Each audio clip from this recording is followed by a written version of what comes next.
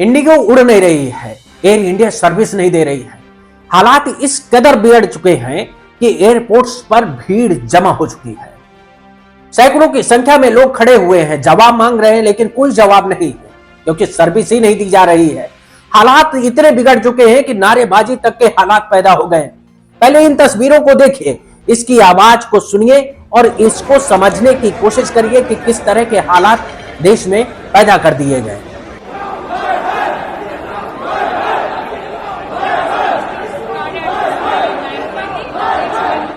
नमस्कार दोस्तों, मैं गंगा प्रसाद। सोचिए सरकार क्या कर रही है। पिछले 3 दिन से ये हालात बने हुए हैं, लेकिन कोई सुनवाई नहीं, कोई समस्या का समाधान नहीं और सब कुछ ऐसे ही चले जा रहा है। इंडिगो लगातार अपनी फ्लाइट्स को कैंसिल कर रहा है, कोई जवाब दे ही नहीं है, कोई जवाब दे नहीं रहा है वहां बैठकर, और सब कुछ तमाशा इसी तरह का चल रहा है। लोग परेशान हैं। दोस्तों, इतना ज्यादा मिसमैनेजमेंट, इतना ज्यादा प्रॉब्लम मैंने आज तक नहीं देखा है। मैं सुबह 10 बजे आया हूं इस एयरपोर्ट के ऊपर और आप देख रहे हो पीछे क्या चल रहा है। लोग 3-3 बजे सुबह आके रुके हुए हैं and there are no flights. Clarity बिल्कुल नहीं है। सरकार आंख बंद करके बैठी है क्या? क्या सरकार को यह समस्या समझ में नहीं आ रही है, या सरकार को यह सब दिख नहीं रहा है, या सरकार चाहती है कि समस्याएं हैं, लोगों की अपनी समस्याएं हैं, हमको क्या फर्क पड़ता है? अगर इस हालात पर पहुंच गई है सरकार, तो सोचिए, वो बयान याद करिए प्रधानमंत्री मोदी का, जिस बयान में वो कहा करते थे कि एक दिन ऐसा होगा जब फ्लाइट में चप्पल पहनकर भी लोग जाएंगे। क्या ये चप्पल पहन के जाने वाले लोग हैं? ये लोग ऐसे लोग हैं जिन्होंने हजारों रुपए किराए में खर्च किया है, जिन्होंने ये सुविधा पाने के लिए कि हम कम समय पर कहीं से कहीं पहुंच जाएंगे, लेकिन उनके लिए एक जगह ठहरने की नौबत आ गई है। हालात किस तरह के बने हुए एयरपोर्ट पर वो आपने देखा है और मैंने दिखाया भी है।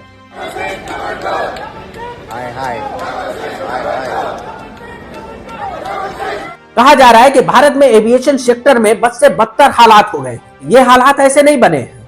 दरअसल सारी कंपनियां आजकल सस्ते दाम पर कर्मचारी रखना चाहती हैं और आशा करते हैं कि उन्हें वर्ल्ड क्लास सेवा मिले, लेकिन कैसे मिले? सवाल तो ये है ना कि आप जब सुविधाएं दे रहे हैं उसके अकॉर्डिंग ना तो अपने कर्मचारी बढ़ा रहे हैं और ना ही जो कर्मचारी इन सारी व्यवस्थाओं को टैकल कर सकते हैं, जिनके पास एक्सपीरियंस है, उनको आप रखना नहीं चाहते हैं क्योंकि उन पे आप पैसा नहीं खर्च करना चाहते। पैसा कम देना है और सुविधाएं ज्यादा लेनी है, तो ऐसे हालात तो पैदा ही होंगे।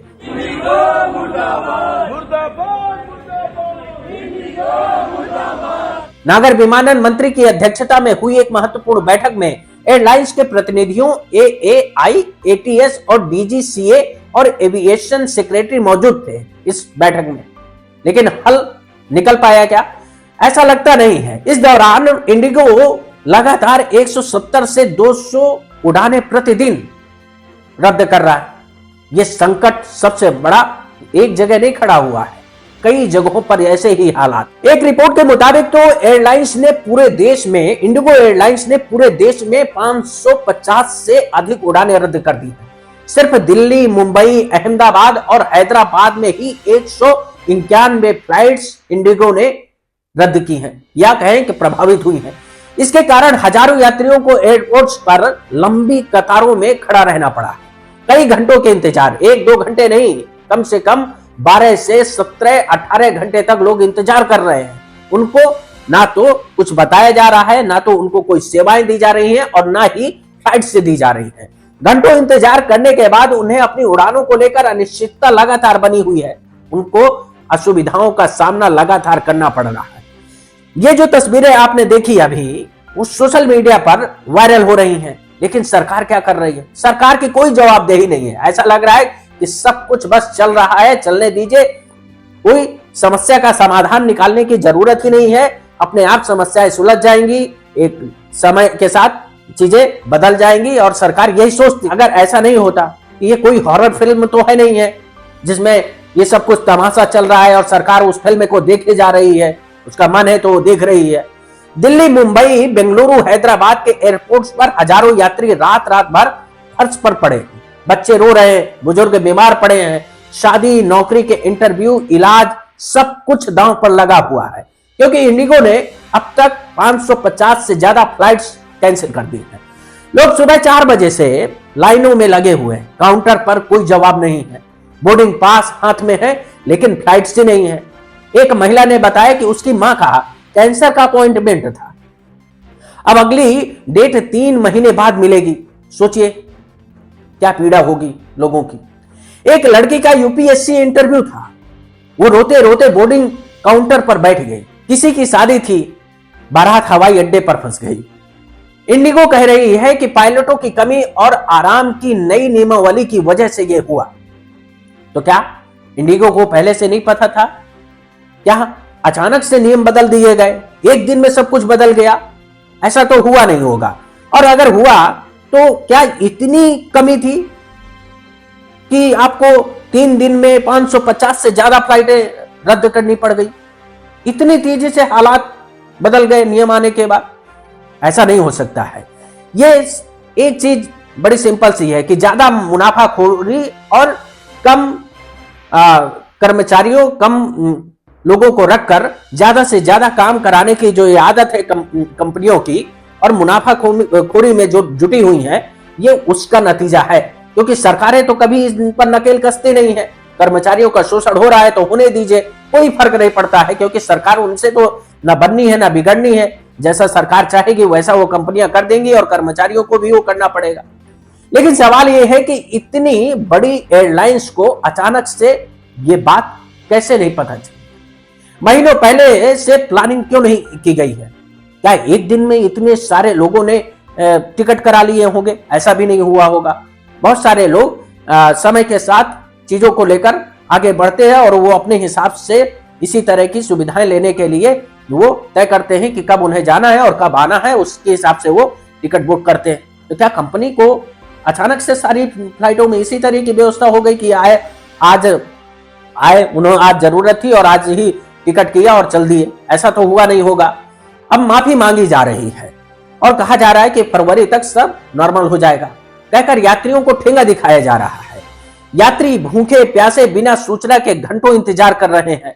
रिफंड मिलेगा या नहीं मिलेगा ये भी पता नहीं है। सरकार चुप है, डीजीसीए सिर्फ जांच कर रहा है बोलकर ये टाला जा रहा है कि हम तो जांच कर रहे हैं, देख रहे हैं।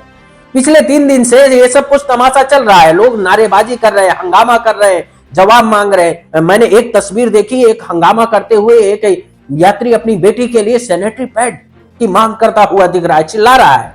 अगर ना हो तो ये वीडियो देख लीजिए।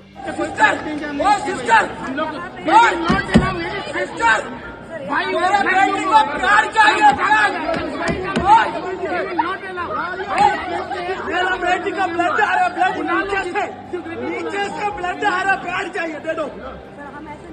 क्यों नहीं कर सकता?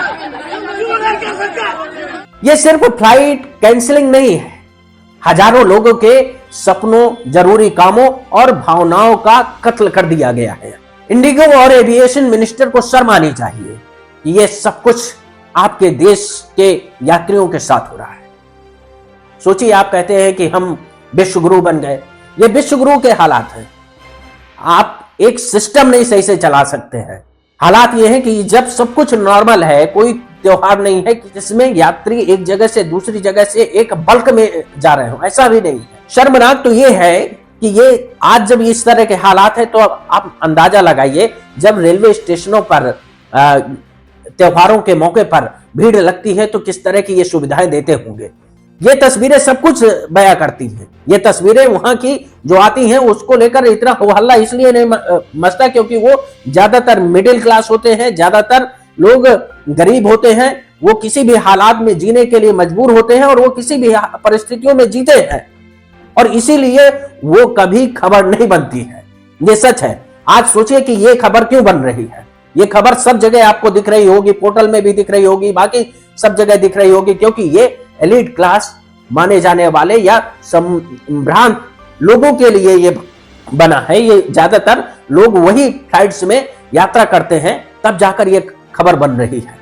यात्रियों का सीधे सीधे से शोषण किया जा रहा है और सरकार चुप्पी साधे हुए जिम्मेदारी लेने को कोई तैयार नहीं है। हालात इस तरह बिगड़ जाएंगे, ये शर्मनाक है।